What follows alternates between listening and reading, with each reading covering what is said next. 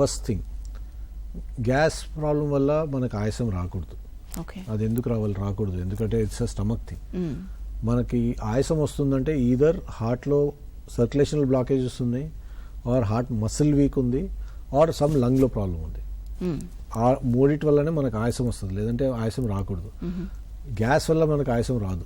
Gas వల్ల మనకి చెస్ట్లో burning రావచ్చు, which is same as heart problems. But suppose somebody నిద్ర మధ్యలో లేశారు చెస్ట్ పెయిన్తో కానీ హార్ట్ బర్నింగ్తో, అది అసిడిటీ ఉండదు. అది జనరల్లీ మనం కార్డియాక్ ఇష్యూ రూల్ అవుట్ చేసుకోవాలి.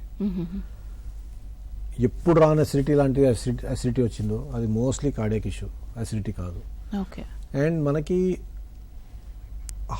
హార్ట్ ప్రాబ్లం వల్ల మనకి లైఫ్కి రిస్క్ ఉండొచ్చు, కానీ గ్యాస్ వల్ల లైఫ్కి రిస్క్ అయితే ఉండదు.